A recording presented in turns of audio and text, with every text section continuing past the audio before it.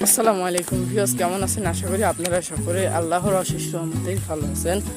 So viewers, আজকের ভিডিওটাতে আমি আপনাদের আমার সেই সুন্দর একটি সুন্দর একটি জায়গায় আমি আপনাদের নিয়ে এসেছি। সো ভিউয়ার্স, দেখতে পাচ্ছেন এখানে আছে শুধু সবুজ শ্যামলে ঘেরা একটি জায়গা।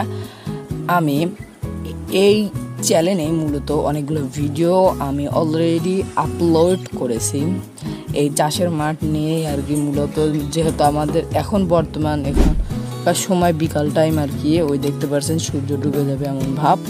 বিকাল টাইমে আমাদের এই গ্রামটার অনেকটা সুন্দর লাগে এবং আপনারা জানেন যে আমি বর্ষার পানি আসার কারণে এরপর যখন চলে যায় সেটা নিয়ে আমি একটি ভিডিও আপলোড করেছি। আমি একটা স্ক্রিনে দিয়ে দিলাম সেই ভিডিওর থাম্বনেল, অথবা আমি সেই ভিডিওর লিঙ্ক আমার ডিসক্রিপশন বক্সে দেওয়া থাকবে, আপনারা যেয়ে দেখে আসতে পারেন।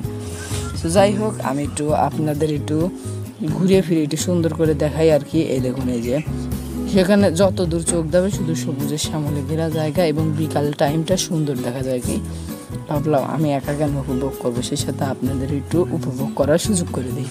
তো দেখতে পাচ্ছেন এই যে কত সুন্দর একটি মনোনীয় পরিবেশ।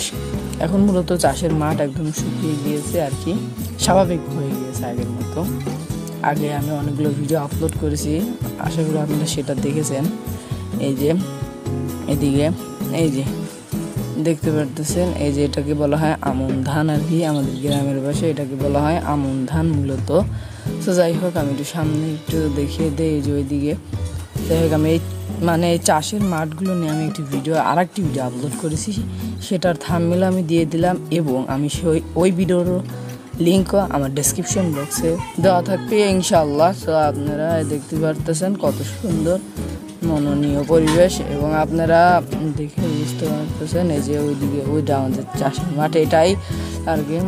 এই দেখুন চাষের মাঠ, সুন্দর সুন্দর চাষের মাঠ, সবুজ সবুজ চাষের মাঠ আর কি।